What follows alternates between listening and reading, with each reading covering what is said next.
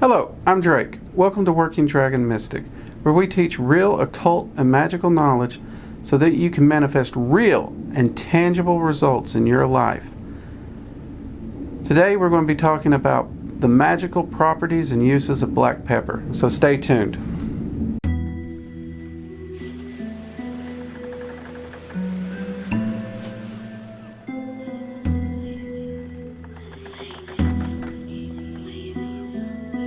Okay, continuing with our urban magic and kitchen witchery series, I wanted to go ahead and cover another perfectly common magical ingredient that I honestly think everyone has in their house.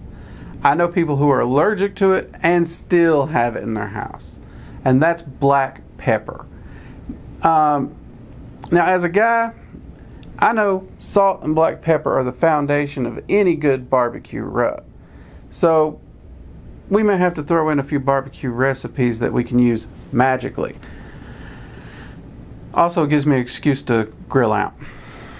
But black pepper is something anyone can get a hold of. You can find it in your grocery store, and you can buy it in almost any different size container. Now, you can buy whole peppercorns. They tend to be a bit more pricey. I honestly, about the only thing I keep in my house most of the time is just your standard ground black pepper.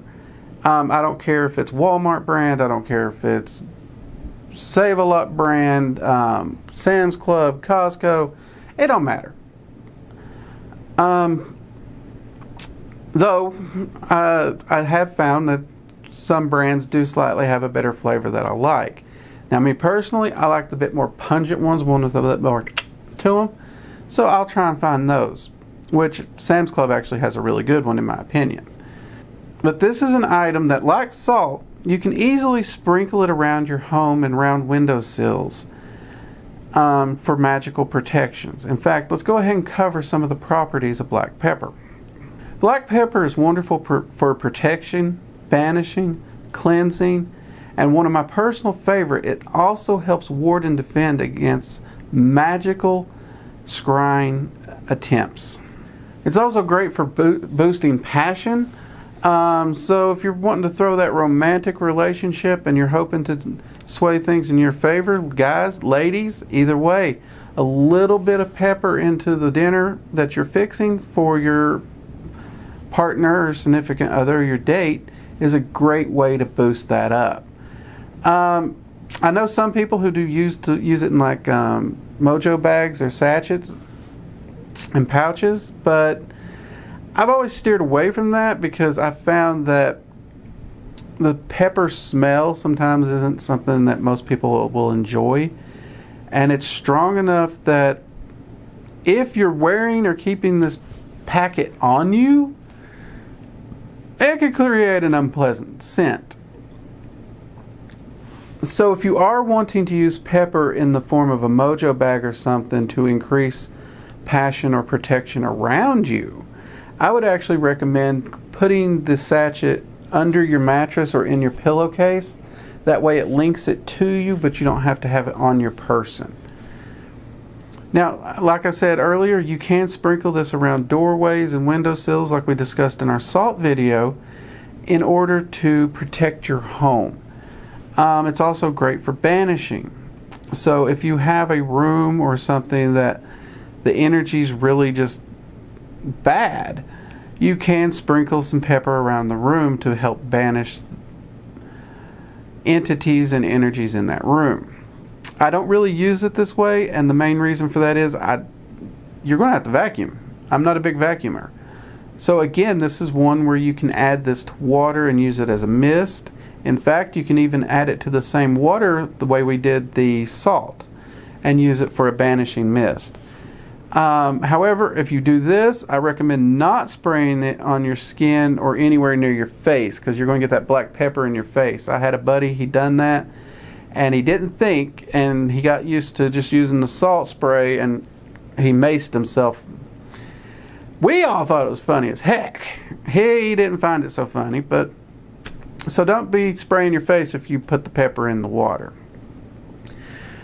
But you can add it to chilies. You can season meats with it, anything that you can utilize it in the kitchen for, you can start applying all these magical properties to those things.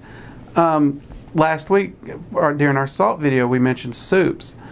Pepper is another staple in many, if not most, soups, and therefore you can add all these protection and banishing and cleansing properties of the pepper, just further empowering that soup.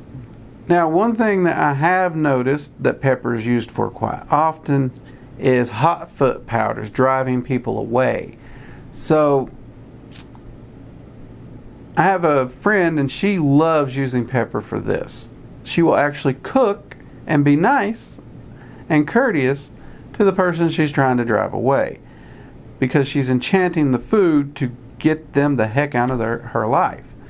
And as far as I know, it's always worked for her, and they've always parted on, I guess you'd say, good terms. It's always been friendly, because she was very pleasant to them the whole time. They just lost touch for some reason.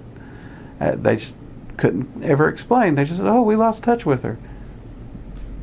Pepper, wonderful stuff. Another great use of pepper, I can't remember if I said it earlier, is breaking hexes and spells on someone. Anytime I feel that there might be a spell or a hex on me, there's a lot of rituals and stuff that I can do. But if I'm thinking a friend or a loved one might have a spell or a hex on them, maybe they're not open to the ideals of magic. This is a great time to employ kitchen witchery and urban magic, because you can cook something and include the ingredients you need to break the spell. In this case, pepper is a single ingredient you can use. And honestly, most spells and hexes that you run into these days, most practitioners don't have the juice to stand up to 1 or 2 ingredients. So you make the food that you're, let's say, we'll go with soup just because it's easy. And you make your soup, and you focus the whole time you're making it on breaking this spell or curse that's on your loved one. And then you serve the food. And just like a potion, as they partake of the soup and eat it, that magic is now filling them and having its effect. It's breaking that spell and that curse upon them. So yeah, pepper is definitely one of my favorite herbs in kitchen witchery, because of how well it is as a protection and a hex breaking herb. So I like to keep it on hand. Now, I don't want to just keep covering herbs and seasonings, so next week we're going to go ahead and jump straight into a recipe. I haven't decided if I'll keep the recipe to just these 2 or if I'll add something else in there as we make it and cover it as well. We'll see how that goes when that comes. But next week you can expect a recipe. And again, I'm going to make sure it's something that anyone can do, even in the city. So even if you're in a New York 1-bedroom studio apartment, this recipe is something you'll still be able to do. Thank you for joining us. Make sure you hit subscribe, like the video, and drop us a comment below.